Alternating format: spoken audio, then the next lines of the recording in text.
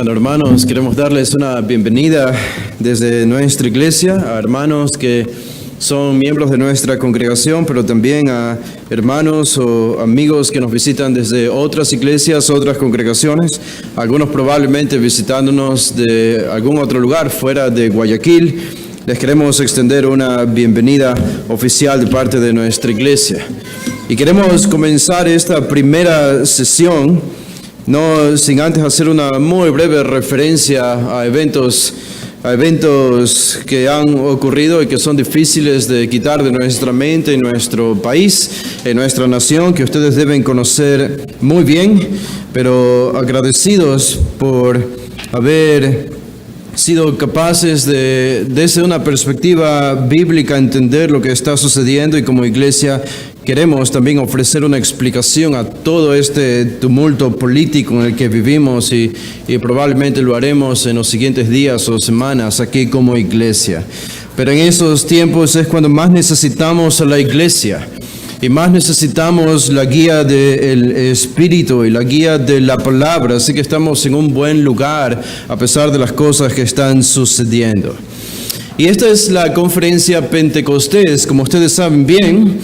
Y esta conferencia nace de una preocupación y un deseo profundo en cada uno de nosotros.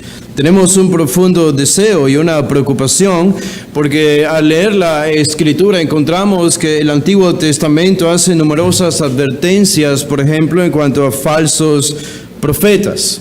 Ustedes saben bien que el Antiguo Testamento determinaba que si alguien venía de parte de un hombre diciendo palabras que no había revelado Dios, pero él decía que eran de Dios, la ley de Moisés estipulaba que ese falso profeta debía morir a pedradas, debía ser ejecutado.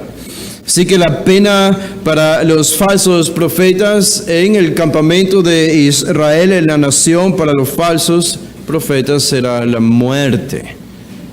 Esto debe comunicarnos algo importante a nosotros. No era poca cosa para Dios que alguien venga diciendo algo que Dios no había revelado.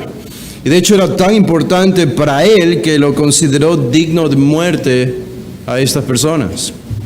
Y encontramos en Jesús y las diatribas y referencias más duras que hizo Jesús en su ministerio fue contra falsos maestros.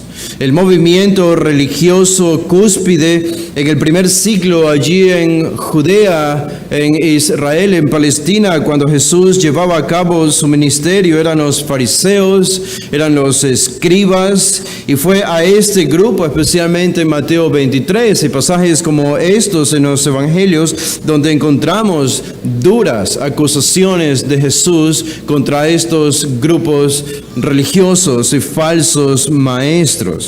Encontramos al apóstol Pablo y sus múltiples advertencias a Timoteo y a Tito sobre el cuidado de los falsos maestros. Se levantarán falsos maestros. Y la consigna de Pablo para Timoteo y Tito era simple y era clara: deséchalos. A Tito le dice: tápales la boca. ¿Cómo le tapas la boca a un falso maestro? Bueno, llamándole falso maestro, descubriéndole públicamente y públicamente revelando cuáles son sus falsedades a la luz de la palabra de Dios. Santiago dice a los creyentes: no se hagan maestros muchos de ustedes, sabiendo que recibirán mayor condenación. Y Judas nos insta a luchar ardientemente por la fe que hemos recibido en la epístola de Judas. Así que todas estas advertencias que encontramos a lo largo de toda la Biblia, Antiguo y Nuevo Testamento, es lo que en realidad ha provocado que nosotros organicemos y realicemos esta conferencia. Porque en verdad hay una preocupación. Digo, es algo extraño que la Biblia se preocupe tanto por los falsos maestros y advierta tanto contra movimientos falsos, y que en la iglesia del día de hoy muy pocas acusaciones o advertencias escuchemos contra los falsos maestros de nuestros días.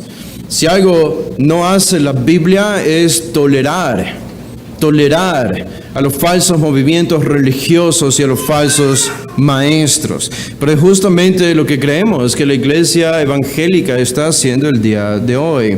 Y lamentablemente encontramos obviamente falsos maestros en todos lados, en todo tipo de religiones y sectas y movimientos religiosos. Pero siempre lo que es más cercano a la verdad es lo más peligroso. Siempre lo que se parece más a la verdad es lo más peligroso. Y estos problemas los encontramos seriamente en una denominación evangélica protestante que debemos reconocer es la más grande que existe en términos de números. Esta es la denominación, o como movimiento más amplio podemos llamarle el movimiento carismático. Y queremos hablar sobre este movimiento en esta conferencia. Y lo hacemos no desde un espíritu meramente antagonista. No queremos ser controversiales porque nos guste la controversia, sino que es una genuina preocupación. Incluso lo hacemos desde el espíritu del amor, preocupados de que hay muchos creyentes verdaderos dentro de este movimiento que permanecen confundidos y engañados. Y es nuestra labor, antes de que el Señor nos lleve al cielo, advertir sobre estos errores. Muchos errores encontramos dentro del movimiento carismático. Los falsos maestros que existen en la iglesia evangélica, y los hay, y muchos, casi si no todos, nacen y son parte del movimiento carismático, de la denominación pentecostal. Tenemos en el movimiento carismático que se estimulan a prácticas que son paganas, y eso probablemente lo vamos a hacer más claro en las siguientes sesiones cuando sigamos hablando sobre este tema. Pero prácticas paganas, incluso satánicas, se estimulan, se practican y se promueven dentro del movimiento carismático. El movimiento carismático ha traído la música superficial a la iglesia evangélica. Saben que no existía música superficial en la iglesia evangélica, por lo menos en la gran mayoría y parte del movimiento protestante, hasta que llegó el movimiento carismático en los 1900. Y ahora es difícil encontrar una iglesia evangélica que no cante canciones que son muy superficiales, que carecen de doctrina, carecen de profundidad, carecen de solidez.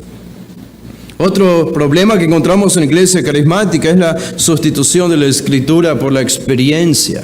La escritura ha sido dejada a un lado y se ha dado primacía a la experiencia, a lo que yo puedo experimentar con Dios. Y libros, iglesias y líderes prominentes han auxiliado a que esto se derrame por todas las iglesias evangélicas. Recuerdo un libro cuando yo era pequeño, todavía creciendo en una iglesia bautista aquí en Guayaquil. Era muy promovido un libro llamado Mi experiencia con Dios. Algunos de ustedes probablemente se acuerdan de un libro como ese, Mi experiencia con Dios, y creo que aparece incluso Moisés en la portada. Este es un libro que alienta a una experiencia, algo muy subjetivo. No te lleva a la palabra de Dios, donde debe estar enmarcado nuestro cristianismo, sino en la experiencia. La inmoralidad dentro de la iglesia la encontramos más que en cualquier otra denominación o movimiento protestante. La inmoralidad tanto de líderes como de creyentes profesos la encontramos más, no únicamente, debemos ser claros, pero más prominentemente en el movimiento carismático, que está plagado de casos y de escándalos inmorales. Es el movimiento carismático. Cambio y usurpación de roles de hombres y mujeres en la iglesia lo encontramos especialmente en el movimiento carismático. Y una negación de la familia como práctica de la iglesia, probablemente muchos siendo parte de la iglesia pentecostal o carismática, es muy frecuente en esos contextos ir a la iglesia casi todos los días. Ahora, alguien puede pensar que esto es bueno.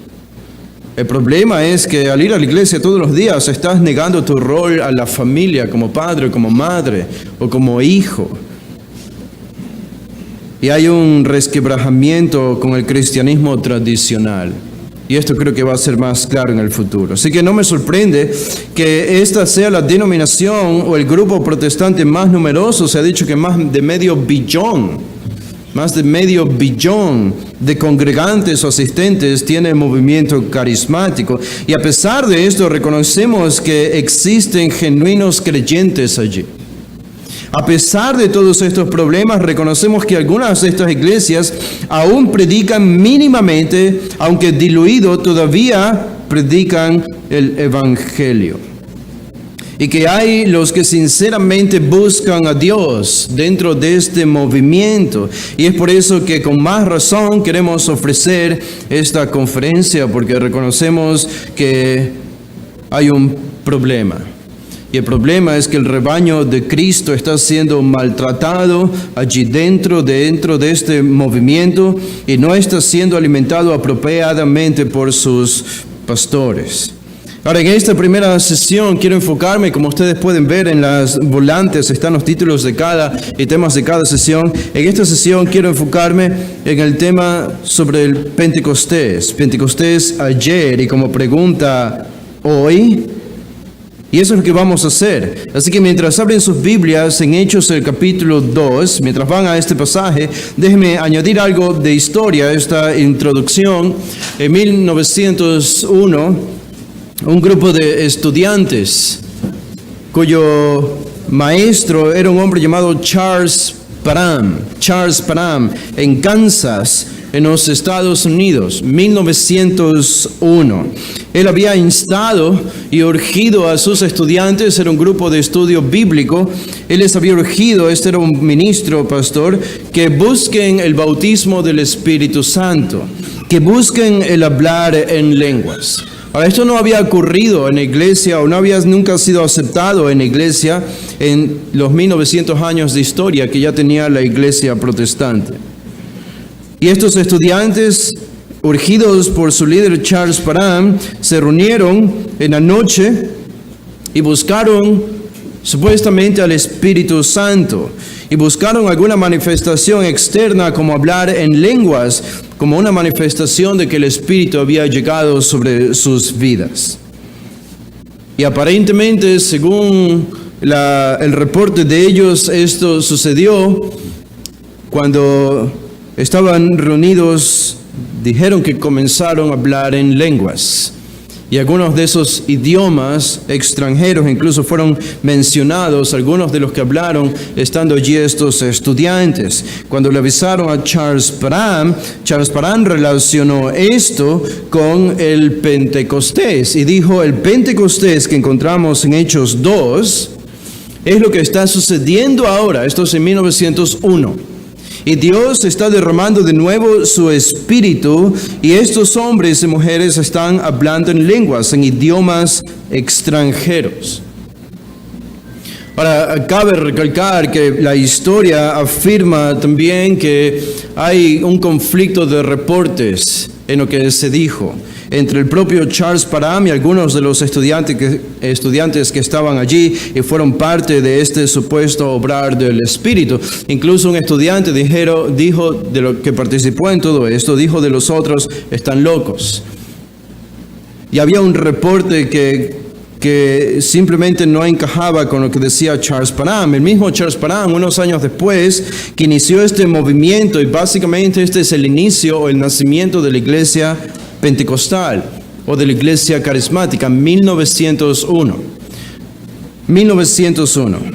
El nacimiento de la iglesia pentecostal que ha inundado el mundo entero y todas las denominaciones. Pero unos pocos años después, Charles Parham fue acusado de sodomía, de un acto homosexual, este líder. Y otras acusaciones tuvo, así que con el tiempo el hombre perdió su momento de fama y de popularidad, pero el daño ya estaba hecho. Había iniciado un movimiento que no se detendría y que de hecho desde 1901 hasta ahora lo único que ha hecho ha sido crecer más y más en Números. Es el movimiento carismático, el movimiento pentecostal. Y desde este punto podemos reconocer entonces a Charles Parham como el padre de la iglesia pentecostal, el padre de la iglesia carismática. Parham llamó incluso a este movimiento el movimiento de fe apostólico. Movimiento de fe apostólico. Y decía que estas experiencias constituían un nuevo Pentecostés. Desde ahí en adelante, los pentecostales han escrito algunas teologías, han escrito libros y artículos y revistas para darle más solidez a su movimiento, para darle una supuesta fuente y base bíblica para todo lo que hacen. Y básicamente la premisa de los pentecostales para sostener que hoy el Espíritu puede manifestarse en hablar en lenguas y en otro tipo de manifestaciones milagrosas en la iglesia es que es una repetición del Pentecostés. Sea que lo reconozcan explícitamente o no, al final su teología es que tienen que afirmar que el Pentecostés es un evento repetitivo, que se puede repetir. Y eso es lo que yo quisiera analizar con ustedes hoy, en los minutos que nos quedan. ¿Es el evento del Pentecostés algo que puede ser repetido? ¿O Dios tuvo la intención de que este fuese un evento no repetible, que ocurriese una sola vez en la historia de la redención y no más? Esta es la gran pregunta, porque si la respuesta es que el Pentecostés a la luz de la Biblia no es un evento repetible, notan ustedes las repercusiones es que el movimiento carismático y pentecostal carece absolutamente de base bíblica para sostener sus prácticas y supuestas manifestaciones del Espíritu el día de hoy, como hablar en lenguas, como profetizar, como milagros y sanidades, etcétera, etcétera. Esta es una pregunta muy importante, por eso Hechos 2 es un pasaje clave para determinar si este es un movimiento del Espíritu o es un movimiento del hombre, o incluso peor, del mismo Satanás. Así que vayan conmigo a Hechos 2 y quiero leer estos versículos. Obviamente el pasaje es tan amplio porque no es solamente lo que dicen los primeros 13 versículos. Ahí tenemos la descripción del Pentecostés, del derramamiento del Espíritu, pero muy importante también es la explicación de Pedro del derramamiento del Espíritu en los versículos del 14 en adelante, que termina con una predicación del Evangelio y 3,000 judíos que escuchan son salvos y se unen a la nueva iglesia. Así que es imposible cubrir todo esto, obviamente hay tanto material que va a ser simplemente imposible. Lo que yo quiero hacer es enfocarme en los primeros 13 versículos, en la narración del evento del Pentecostés para entender qué fue el Pentecostés y hacer unas breves observaciones, un par de versículos de la explicación de Pedro en los versículos siguientes y juntos evaluar al movimiento carismático a la luz de Hechos 2. Este es el plan. Note lo que dice Hechos 2. El versículo 1 dice: cuando llegó el día de Pentecostés, estaban todos unánimes juntos.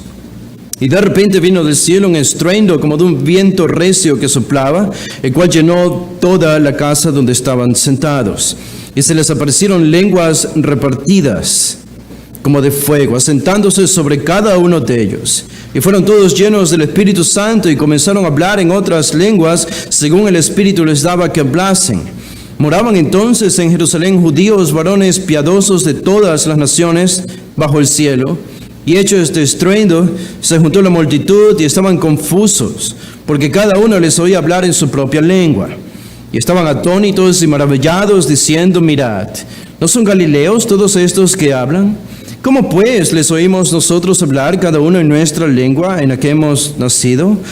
Partos, medos, elamitas y los que habitamos en Mesopotamia, en Judea, en Capadocia, en el Ponto y en Asia, en Frigia y Panfilia, en Egipto y en las regiones de África, más allá de Cirene, y romanos aquí residentes, tanto judíos como prosélitos, cretenses y árabes, les oímos hablar en nuestras lenguas las maravillas de Dios.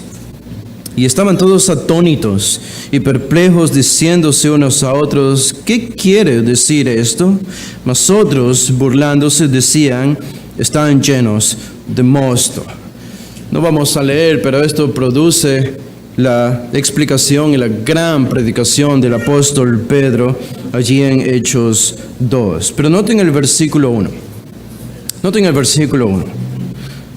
En el versículo 1 tenemos la introducción de este evento. Dice: cuando llegó el día de Pentecostés. Cuando llegó el día de Pentecostés. Ahora ustedes saben, Pentecostés era una fiesta judía. Era una fiesta judía. Probablemente hemos perdido el significado de la palabra Pentecostés porque lo asociamos tanto con la iglesia pentecostal, con la denominación, que no reconocemos más lo que en sí es el Pentecostés en la Biblia.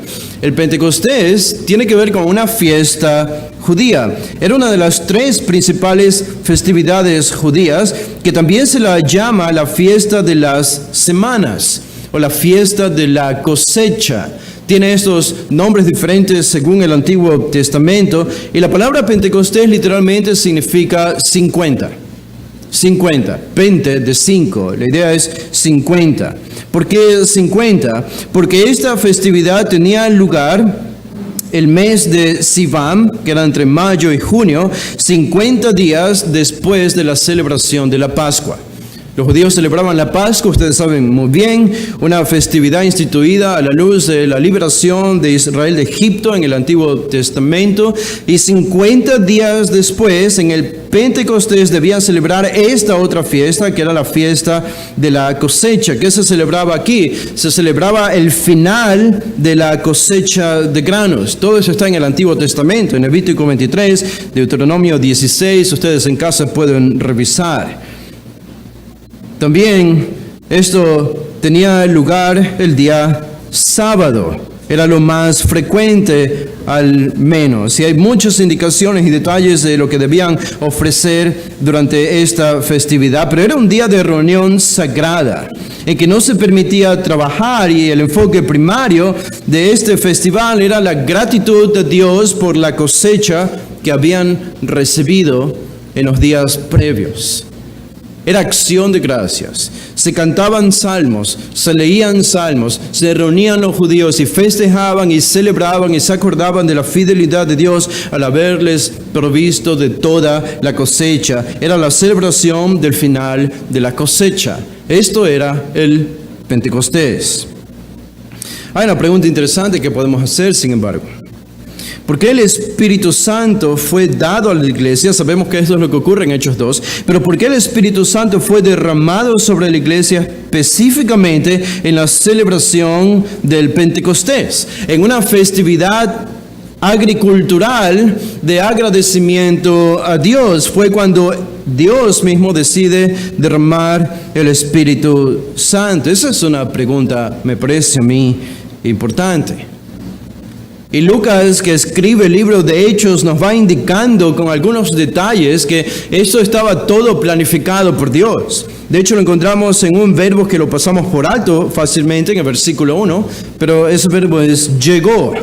Cuando llegó el día de Pentecostés, sumpleiro, la idea es de algo que es cumplido, algo que es lleno completamente.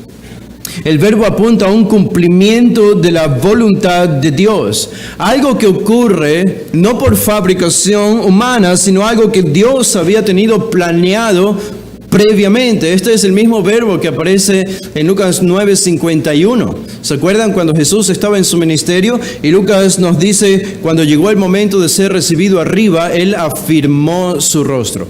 Cuando se cumplió el tiempo de ser recibido arriba. La idea es un tiempo estipulado, planificado soberanamente por Dios, en que algo debe ocurrir el día y la hora y la fecha exacta en que Dios así lo ha planificado. Así que el Pentecostés, cuando llegó el Pentecostés y todo lo que va a suceder, debemos entender, es un día que Dios ha determinado. Este es un día planificado por Dios. En otras palabras, los discípulos no provocan el Pentecostés. Los discípulos no hacen que el Espíritu Santo descienda por medio de sus oraciones, por medio de sus deseos, por medio de una vigilia. no por medio de una persistencia en pedir a Dios que derrame su Espíritu. No pidieron una manifestación sobrenatural. Lo que indica el versículo 1 es que ellos no estaban al control de la situación, sino que es Dios quien está controlando la situación. Y el día del Pentecostés llegó. Hay algo interesante acerca del Pentecostés, porque más adelante Pedro va a relacionar esto con lo que dice Joel en el Antiguo Testamento. Y Pedro dice, esto que han visto ustedes es lo que dijo Joel en el Antiguo Testamento. Y el catalista para el libro de Joel era una terrible plaga que había devastado los cultivos. Había devastado los cultivos, lo había destruido todo, no había cosecha, no había grano. El ganado incluso había quedado sin pasto. Israel estaba en un serio problema en el tiempo de Joel. La langosta se lo había comido todo. Y Joel profetiza después de esto y dice, bueno, y las cosas no van para mejor. La catástrofe va a empeorar porque al final del capítulo 1 de Joel llega una sequía. Es decir, no había ni siquiera lluvia, ahora no hay pasto, no hay animales, no hay granos. Nada que venga de la tierra y de paso hay una sequía. Obviamente este era el juicio de Dios por el pecado de Israel. Y aún así Joel mantenía esperanza. Mantenía una esperanza de sanidad para el pueblo, para la tierra de Israel. Si ellos venían en santa asamblea y se arrepentían de su pecado. Y es en ese contexto, en el capítulo 2, que Joel escribe lo que Pedro cita aquí más adelante en el versículo 16, 17 al 21. Y Pedro utiliza eso diciendo, esto es lo que prometió Joel. Es muy interesante porque lo que Dios promete a los israelitas en Joel es el derramamiento del Espíritu Santo. El derramamiento del Espíritu Santo. Esto que va relacionado a la restauración de la tierra de Israel en el tiempo del milenio después de la segunda venida de Cristo. Una restauración de la agricultura. Así que no parece algo al azar lo que encontramos aquí, sino todo lo contrario. Que cuando Cristo va a derramar el Espíritu Santo, lo decide hacer en la festividad de Pentecostés. Cuando se celebraba la cosecha del grano, la abundancia de la provisión de Dios. Ustedes pueden ver la conexión allí. La abundancia de la provisión física de Dios relacionada a la abundancia de la provisión espiritual de Dios por medio del descenso del Espíritu Santo. Y esta es la razón por la que el Pentecostés era la fecha elegida para la cual el Espíritu Santo iba a descender. El Pentecostés estaba sirviendo más o menos como una metáfora, como un indicador físico de lo que iba a suceder espiritualmente al descender el Espíritu Santo y enriquecer la vida de todos los creyentes que estaban reunidos allí. Es muy interesante esto. Ahora, estaban todos juntos, todos unánimes, dice. ¿Qué dice el versículo 2? En el versículo 2 comenzamos a ver algunas evidencias externas, evidencias empíricas que ellos pudieron escuchar y ver. Y en el versículo 2 particularmente encontramos una evidencia auditiva, es decir, algo que ellos pudieron oír. Y piensen ustedes en eso. Dios quería mostrar a sus discípulos que este era el derramamiento del Espíritu Santo, lo que había prometido Jesús. Lo que había prometido Jesús, lo que había prometido Juan el Bautista en el mismo inicio del ministerio de Jesús. Él dijo, el Mesías los bautizará con el Espíritu Santo. Esto dijo Juan el Bautista acerca de Jesús. Y el propio Jesús dijo en Juan 7, y con la nota aclaratoria también de Juan, dice en Juan 7:37, dice, en el último gran día de la fiesta, Jesús se puso en pie y alzó la voz diciendo, si alguno tiene sed, venga a mí y beba. Y añade, El 38, el que cree en mí, como dice la Escritura, de su interior correrán ríos de agua viva. Y ahora Juan aclara lo que acaba de decir Jesús. Y dice en el versículo 39, esto dijo, ¿de qué? Del Espíritu que habían de recibir los que creyesen en Él, pues aún no había venido el Espíritu Santo, porque Jesús no había sido aún glorificado. Que Juan nos está diciendo claramente aquí que se presume, se profetiza, se promete un descenso del Espíritu Santo, pero no podía suceder, el Espíritu Santo no podía venir si antes Jesús no moría, no era sepultado, no resucitaba, y otro evento importante más que pasamos por alto, y no ascendía al cielo. Esto es muy importante. ¿Por qué? Pienso que esta es una de las armas más letales en contra del movimiento carismático y pentecostal. Si lo que dicen ellos es cierto, y el Pentecostés de Hechos 2 es un evento repetible con sus manifestaciones, lo que nos indican los evangelios y el libro de Hechos en realidad es que el evento del Pentecostés, que es el descenso del Espíritu Santo sobre los creyentes, está conectado inseparablemente con el ministerio, la muerte, resurrección y ascensión de Jesús. Me parece que en Juan 7:39 conectan estos dos eventos, la obra de Jesús en la cruz y el descenso del Espíritu Santo. Así que si uno es repetible, los otros también deberían ser repetibles. En otras palabras, si los pentecostales son consistentes con su perspectiva, y si Pentecostés puede ser repetido, deberían decir también entonces que la muerte y resurrección y ascensión de Jesús deberían ser eventos repetitivos también.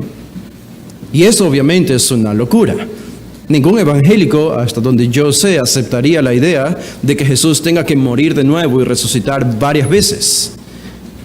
Tantas veces como nosotros deseemos u oremos. Esto es una locura, es imposible. Y sin embargo, la Biblia apunta a que estos dos eventos son inseparables. La obra de Jesús y el Pentecostés. Y de hecho lo tenemos confirmado en Hechos, el capítulo 1 también, en el versículo 5. Por eso Hechos 1 es muy importante. No podemos entender el capítulo 2 de Hechos si no entendemos el capítulo 1 de Hechos. Y Jesús les dijo allí en el capítulo 1 de Hechos a sus discípulos en el versículo 5, porque Juan ciertamente bautizó con agua, mas vosotros seréis bautizados con el Espíritu Santo dentro de no muchos días. Ahora, cualquier persona que lea un versículo como esto, naturalmente entiende que Jesús está hablando de un evento que ocurre una sola vez, no algo repetitivo. Y Jesús está preparando a sus discípulos y les está diciendo, no se vayan de Jerusalén porque va a descender el Espíritu Santo. Se va a cumplir esta promesa en ustedes. Esperen allí. Y esto es justamente lo que están haciendo en el capítulo 2.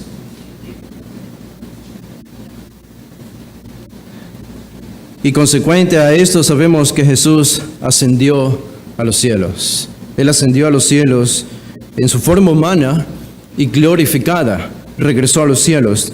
Muchas repercusiones importantes tiene la ascensión de Jesús, su regreso al cielo. Lo que nos dice Hebreos sobre esto es importante, pero en este caso Él ascendió al cielo, entre otras cosas, para enviar al Espíritu Santo.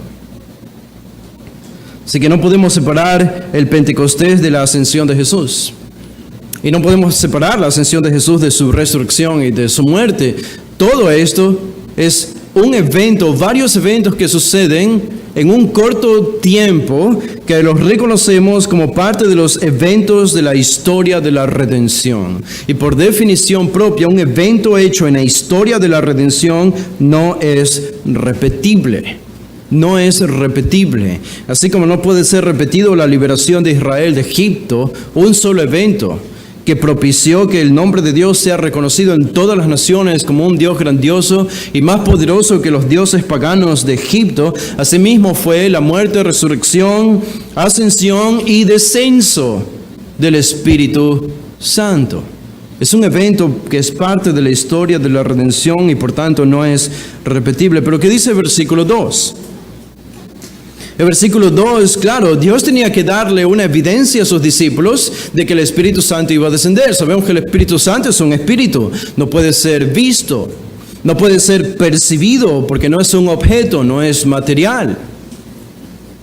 Pero entonces, siendo la primera vez que ocurría en la historia y la única que ocurriría, Dios permite a sus discípulos experimentarlo, tanto audiblemente como visiblemente, para que no quede ninguna duda de que Dios estaba haciendo esto. Y noten lo que dice por eso el versículo 2. Y de repente vino del cielo un estruendo, o un sonido, es la palabra literal, como de un viento recio que soplaba, el cual llenó toda la casa donde estaban sentados.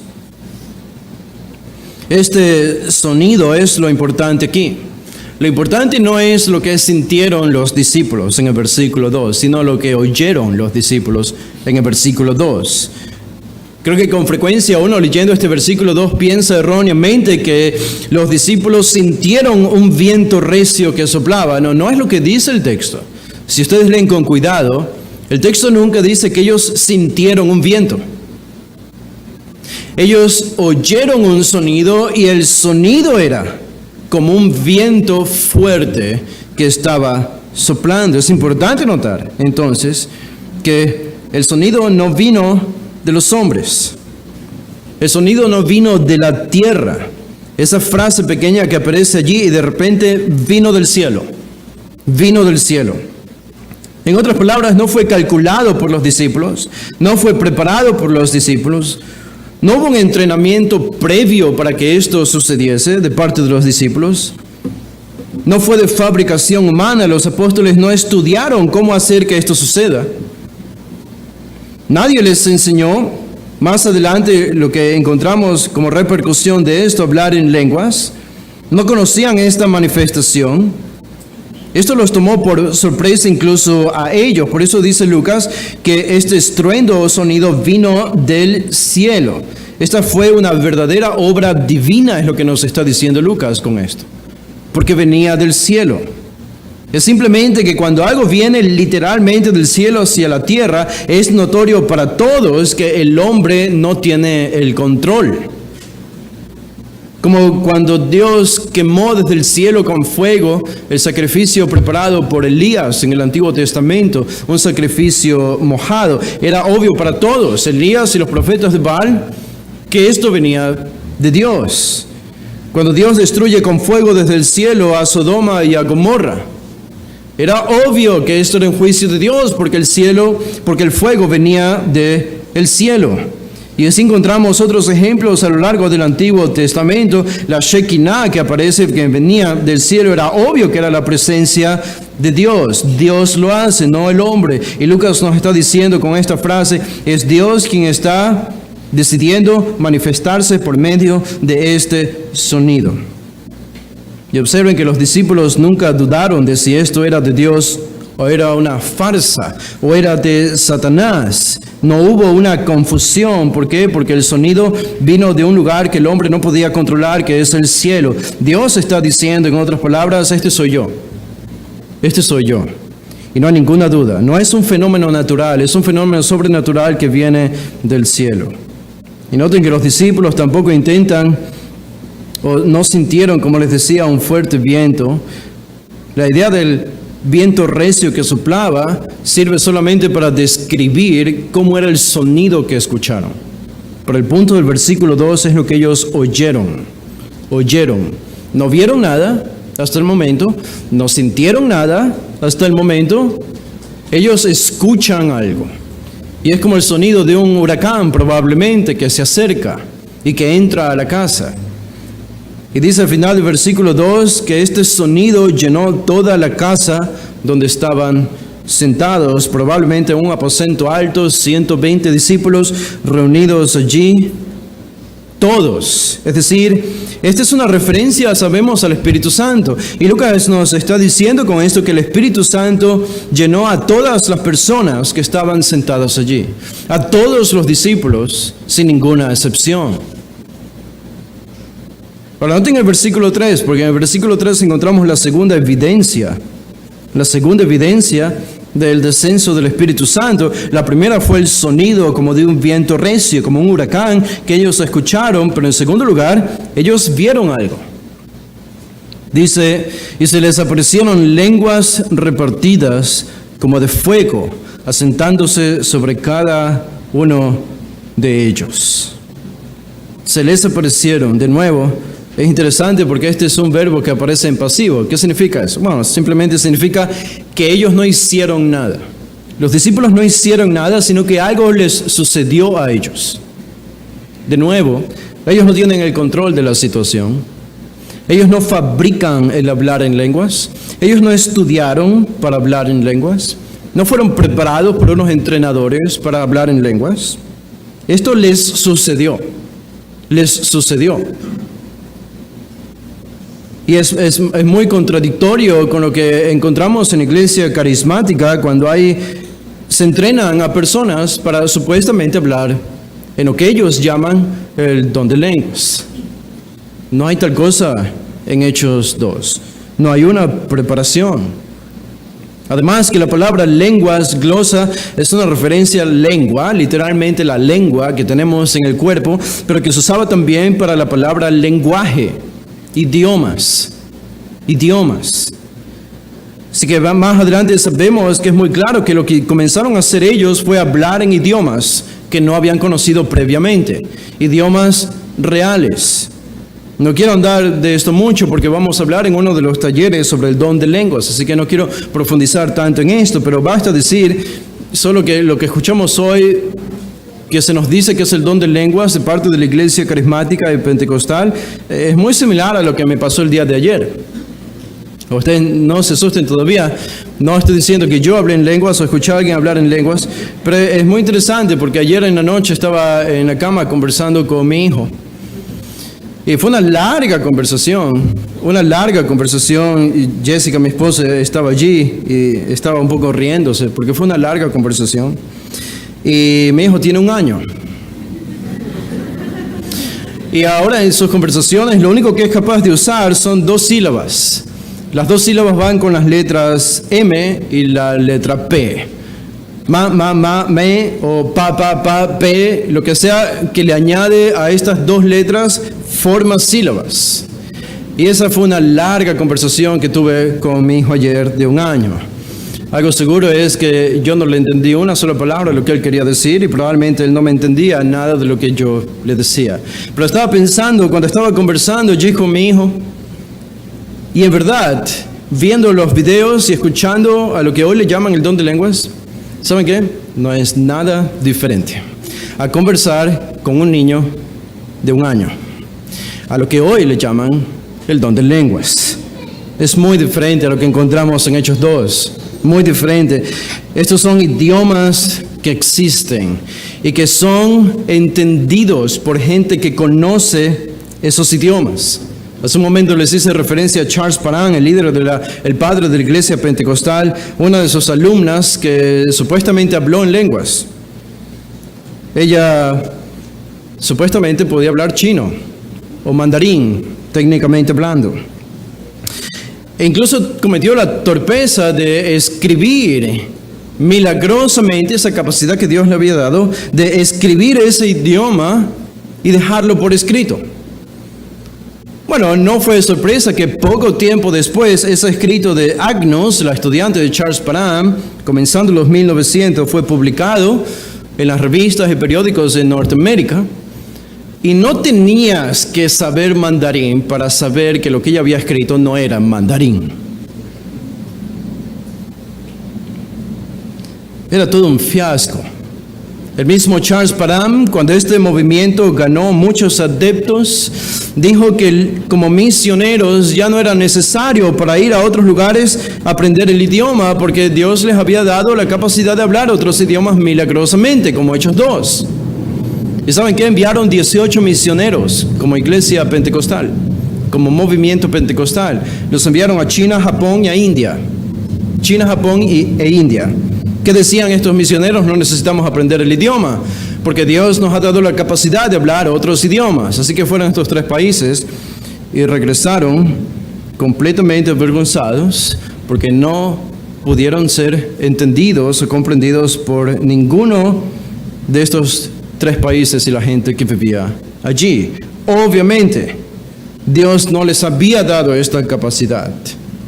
Obviamente, el movimiento que Charles Parham inició había sido un completo fiasco, pero popular, y sigue siendo popular. Y lo que tenemos aquí en el versículo 3 es una de las manifestaciones más, sino la principal de la iglesia pentecostal, supuestamente, que es hablar en lenguas. Pero lo que tenemos aquí es que ellos, los discípulos, los apóstoles, comenzaron a hablar en otros idiomas.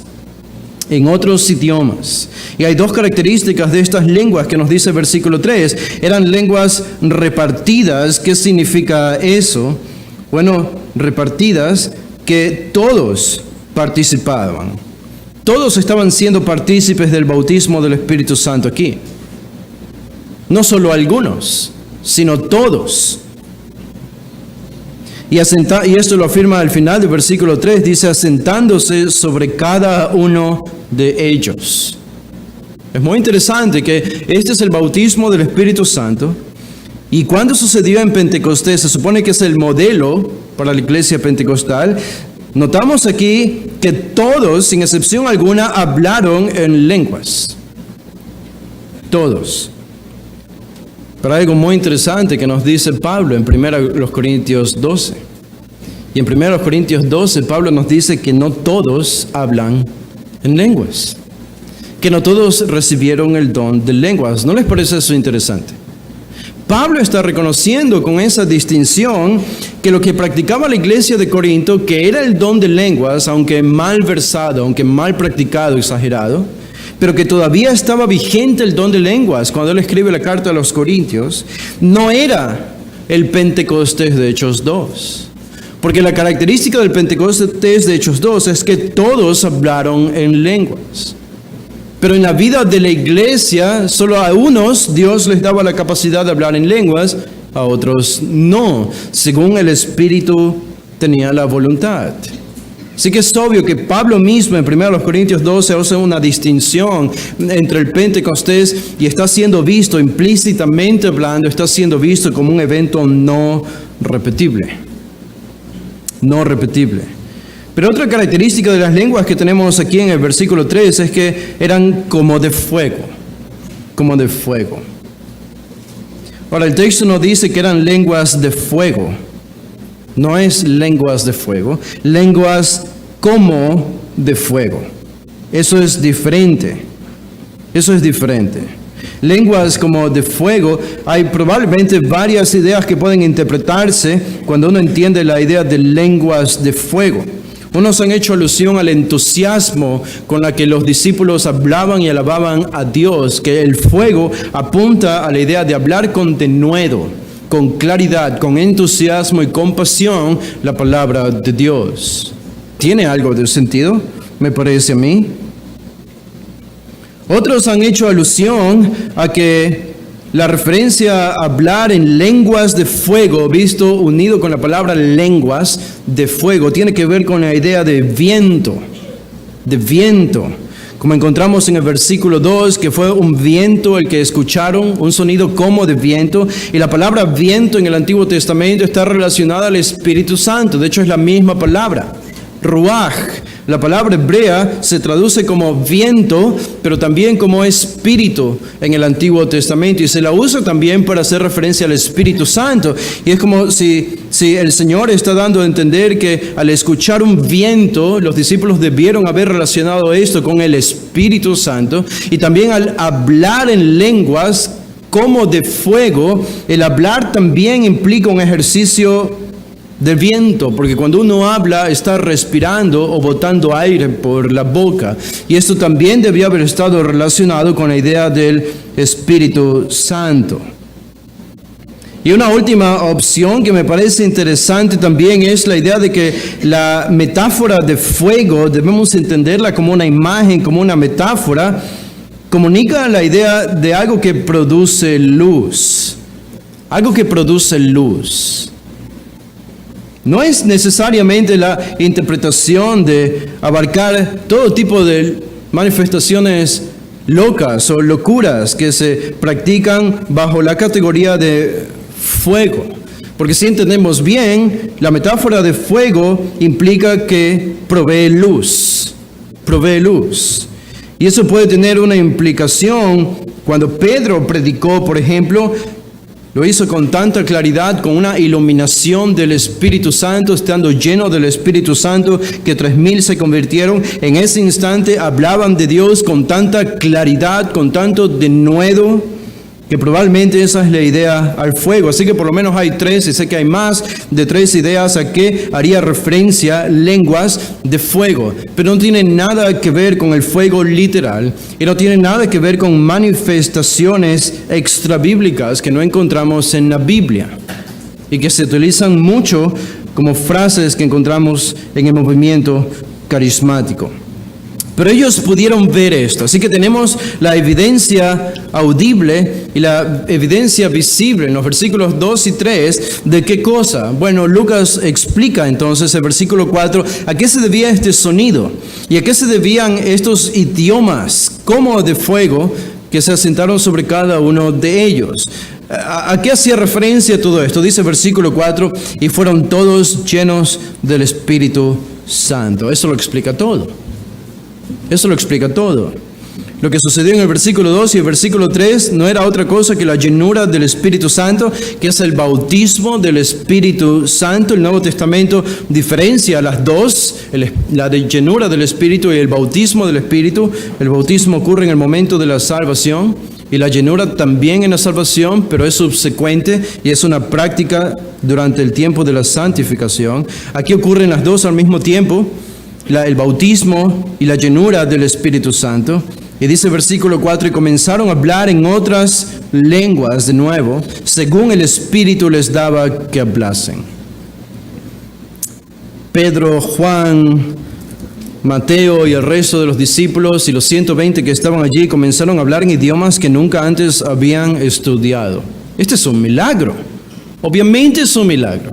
No hay ninguna duda de que Dios está al control, de que Dios está haciendo algo y que Dios ha decidido manifestarse de esta manera para hacer muy claro a los discípulos que este es el derramamiento del Espíritu Santo, es el bautismo del Espíritu Santo que Jesús había prometido a sus discípulos. Tenía que ser un evento visible, tenía que haber evidencias de un evento como este. Es muy claro allí.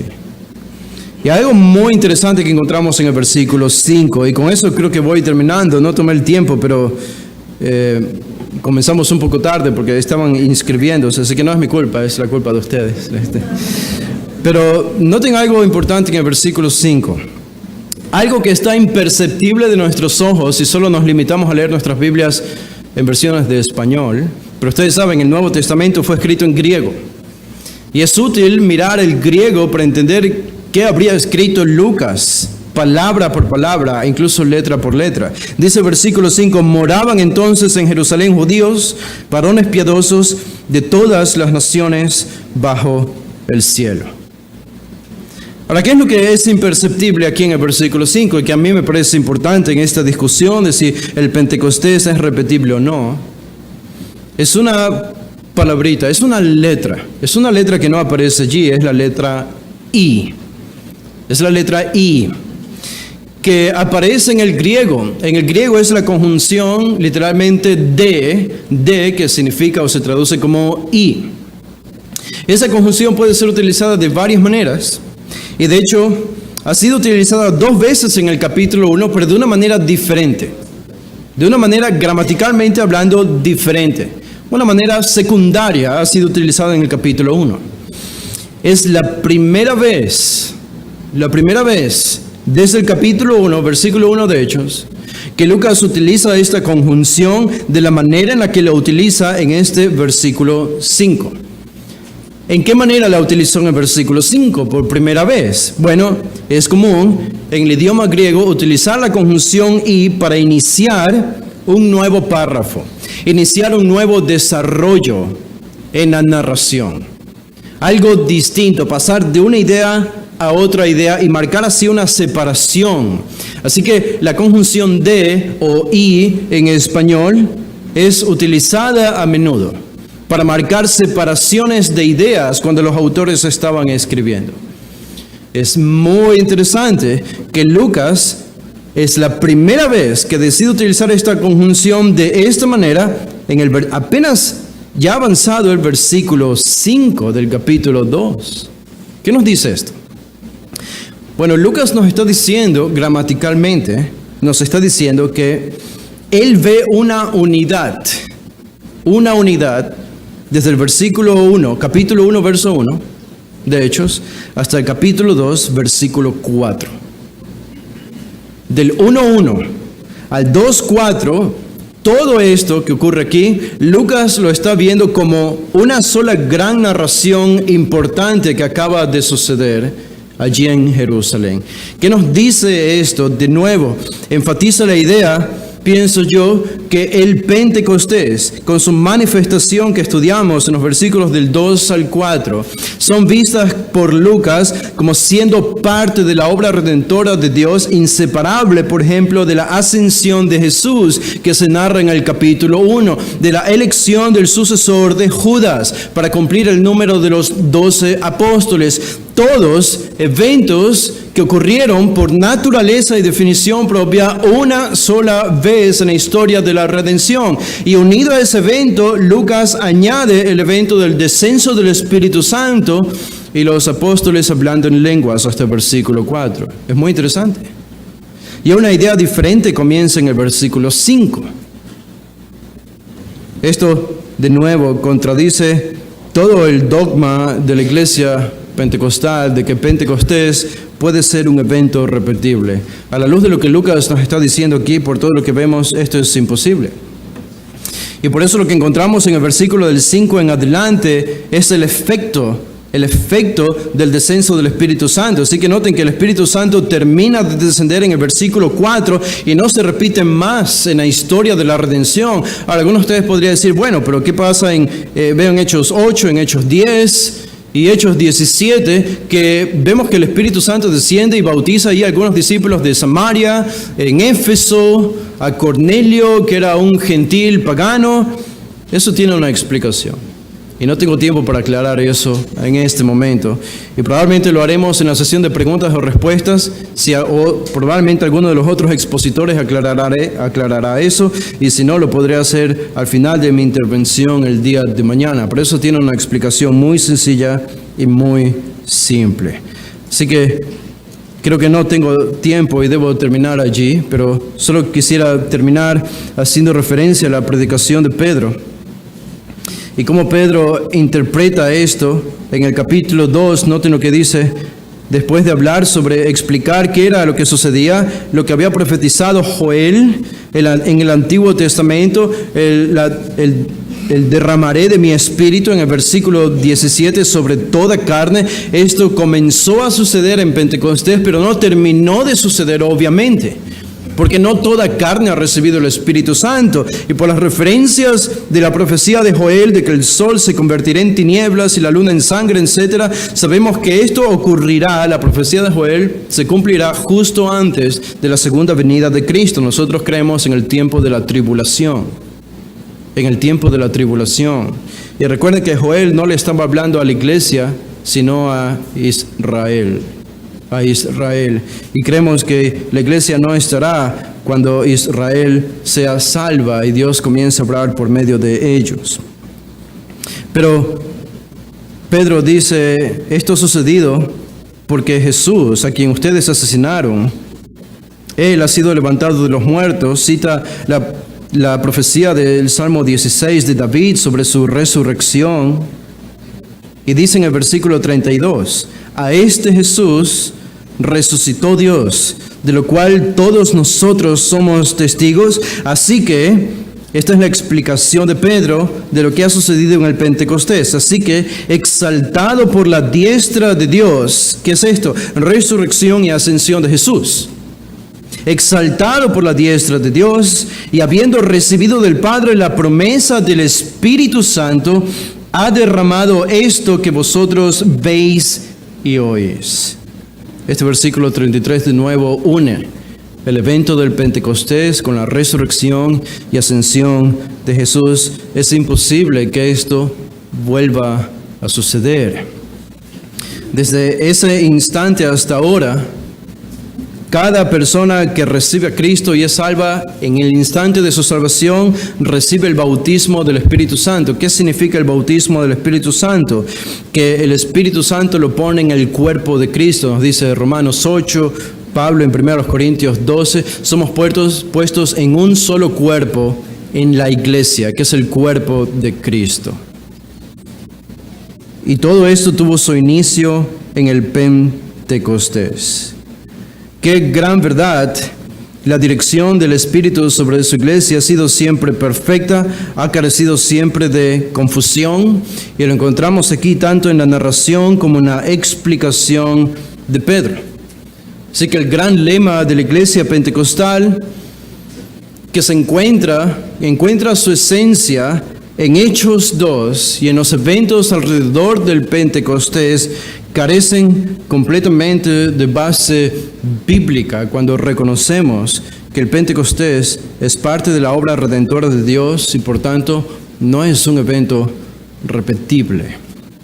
Y creo que eso nos dará mayor claridad para las discusiones que vamos a tener a lo largo de esta conferencia. Vamos a hacer una oración. Padre, te damos gracias por el don de tu Espíritu. Gracias, Señor, por guiarnos y darnos el privilegio de haber recibido este don, la tercera persona de la Trinidad en nosotros, porque por Él nos has puesto en el cuerpo de Cristo, que es la iglesia. Ahora somos uno, todos los creyentes. Aún a pesar de nuestras diferencias, aún a pesar de pecados y errores, la oración de Jesús de que seamos uno se cumple cuando el Espíritu Santo desciende y une a todos los que creen en Cristo en un solo cuerpo, que es la iglesia, incluso la iglesia universal, constituida de todos los que hemos sido redimidos de todos los lugares de este mundo. Esta es la gran obra del Espíritu Santo y estamos agradecidos por ella, Señor. Y rogamos que nos sigas dando claridad sobre este tema, para salir del error, para ayudar a otros que se encuentran en el error y puedan ser liberados y llevar el verdadero fruto que el Espíritu espera llevar en sus vidas. Oramos, Señor, por este fruto aquí en nuestra conferencia. Lo pedimos en el nombre de Jesús. Amén.